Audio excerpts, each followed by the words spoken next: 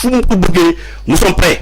d'accord am na solo ñu ñëw ci kaw Moustapha Diakhaté ndax sànq dañ ko kii rek alors gis nañ ni teg nañu ko loxo ginnaaw kàddu yi nga xamante ne yëkkati na ko ci lu ñeel offense protocole plutôt président de la République ba ñu toppee ko en tout cas offense au chef de l'État déjà kàddu yi nga xamante ne yëkkati na ko est-ce que vous les cautionnez ak tamit ban posture nga am ci article 254 bi ngir waawam déet ñu supprimer offense au chef de l'État boobu.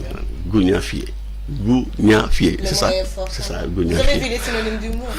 Moi, je parle en tant que juriste. Comme une infraction.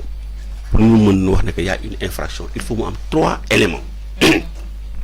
Le premier élément, et c'est déterminant, c'est l'élément moral. L'intention de l'auteur. Quelle était son intention? C'est l'élément moral. Est-ce qu'il était, madame, sain d'esprit?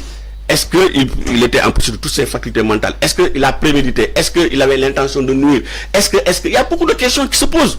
C'est l'élément moral. Le deuxième acte, c'est l'élément matériel.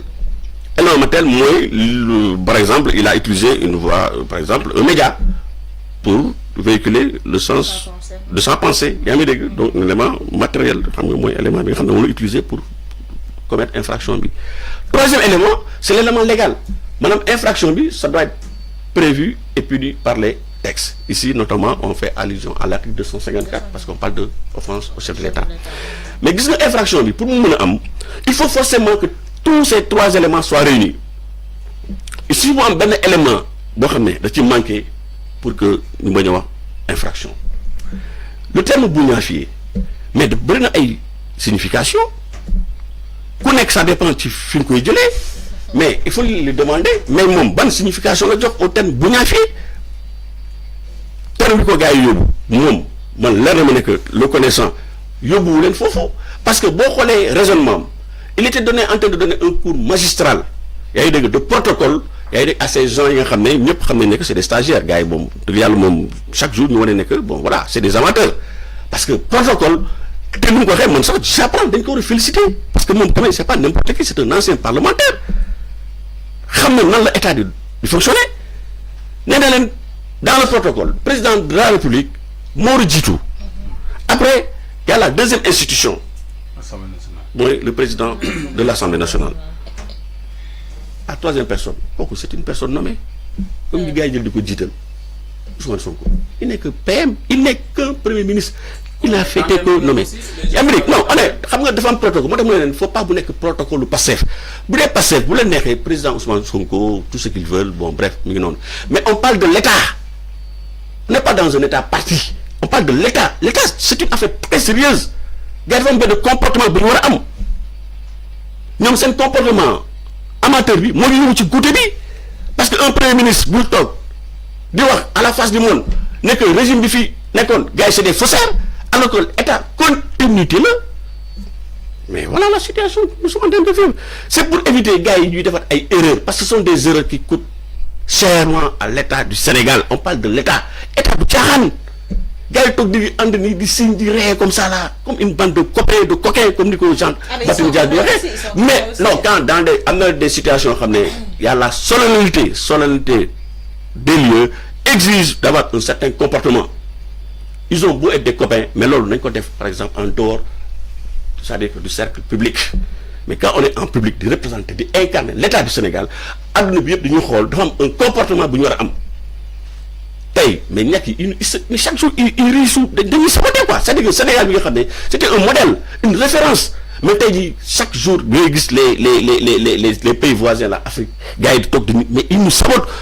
Mais comme c'est pas possible, mais ça nous fait mal. Il y a des gars qui comme des bougnafiers quoi. Parce que c'est ça. Donc ça fait mal. Donc nous devons imposer le respect pour nous mener une certaine respectabilité et une certaine honorabilité au plan national et international. Donc mon cours de protocole à l'Indien, le Premier ministre, c'est-à-dire il doit être en dernier ressort. Président de la République, président de l'Assemblée nationale et Premier ministre, mais ces gens-là, ces bougnafiers là, vous font quoi? Donc ça veut dire que c'est ignorant. Ça veut dire que Bougnafier, on peut l'utiliser dans le sens d'ignorant. Parce que là, c'est de l'ignorance. Mais ignorance, c'est pas un crédit, c'est pas un crime. C'est pas une infraction. élément moral bi donc il y a absence totale d'élément moral ben deuxièmement même s'il s'avérait que il a commis une infraction ok nañ ko jël ci thème bi ñu bëgg mais je pense que tey Sénégal fi ñu toll nii je pense qu'il y a plus de 80 Sénégalais yoo xam ne ils sont morts pour li ñuy wax ne la liberté d'expression man je vous parle aussi te li ma wax c'est du factuel parce que démb maa ngi dégg chat de Y'en a marre muy kaas naan Pape Alé bi ñu ko emprisonné pour ses délits d'opinion ñun on avait marché et je confirme ces propos parce que moi j'étais là-bas ñun waa RV ñu woon ci marche bi c'était de l'école normale jusqu'au G2 ñuy dénoncer ay dégg arrestation bi nga xam ne moom le Pape Alé Niang ñu ko jàppee woon parce que tout simplement il avait exprimé son opinion donc mu nekk loo xam ne dañ ko doon xeex démb te mënuñu comprendre te ñuy emprisonner des gens parce que tout simplement dañoo jox seen xalaat par rapport ak réew bi ni muy doxee tey lenn am na loo xam ne dañuy wax parce que la loi est générale et impersonnelle mais Ousmane Sonko qu'est-ce qu'il n'a pas dit à l'endroit de l'opposition? Il nous a pas traité de quoi? dañu wax de lan la wax ah. avec des termes plus. ah lan mooy résidu mooy mbalit. Un premier ministre qui traite l'opposition de mbalit, de résidu. Pourquoi tu fais? Mais vous les femmes, les femmes, mais il a même porté atteinte à votre honorabilité. Jigéen dañ koy ormal jigéen dañ koy yëkkati ci kaw dinaa leen sànq leen di tooñ mais loolu c'est ça ñu leen di xam nga di leen draay di leen ormal la femme est sacrée mais kan la fi traité de. mais yaa ko wax mais yéen alors lu ko ci fekk mais il a utilisé des termes plus grave. On parle du chef de l'État quand même beaucoup. Non mais attends mais non xam nga moo tax ma ne non mais il est justiciable comme tout le monde. Peut-être il bénéficie de ce qu'on appelle un privilège de juridiction mais Ousmane Sonko terme yi ñu wax nii ci dama ne tey jii bu fekkee ne pour ay bu ñu fier on prend un Moustapha Diakhaté un vieux qui a plus de 70 ans mais nañ xool quand même man je pense que dans ce pays autant on respecte les femmes mais mag dañ koy ormal tamit. Troisième âge tey dans les bus boo duggee dañuy bind réservé au troisième âge ce sont des pratiques yoo xam ne ñu ngi fii troisième âge mais il a donné que il n'a peut-être exprimé une opinion yaa ngi dégg donc je pense que aussi xale yi non mais attends mais xam nga Abdou Nguer lañ jox ba dañ doon dem ci xale yi Abdou Nguer lan lañ ko téye le cas de Abdou Nguer day waxante dëgg qu'est-ce lan lañ ko téye jusqu'à présent moi je vous pose des questions lan lañ ko téye publication wax nañ ko gis kii bind mu ne non man maa ko bind.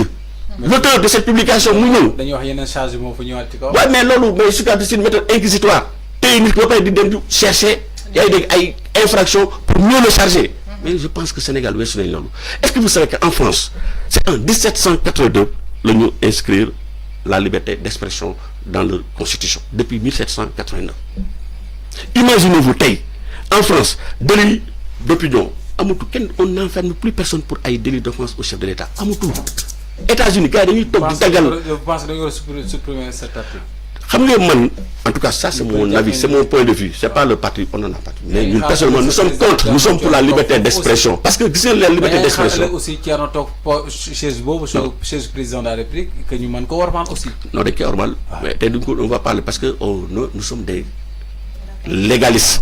Article 8 de la Constitution moo consacré la liberté d'expression. yaa ngi dégg donc Constitution c'est la charte fondamentale. mais est-ce que liberté d'expression est synonyme de vraiment d'injure publique. non xam nga ñun vous n'allez jamais nous entendre di injurer sur la place publique. loolu moom c'est déjà prévu et puni par les textes. yaa ngi dégg le code pénal est là donc injure. mais il y a des propos haineux. mais je pense que non les propos injurieux de naan ñoom seen bopp ils ont tenu des propos plus graves. injure tey jii c'est avec ce régime là que ça a commencé.